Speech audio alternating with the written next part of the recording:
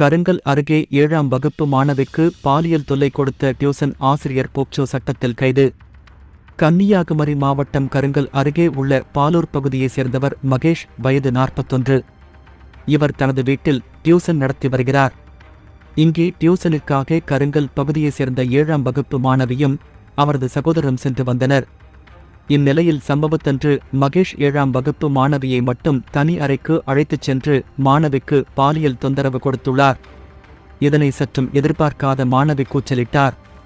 உடனே சத்தம் கேட்டு மாணவியின் சகோதரர் அந்த அறைக்கு ஓடிச் சென்றார்.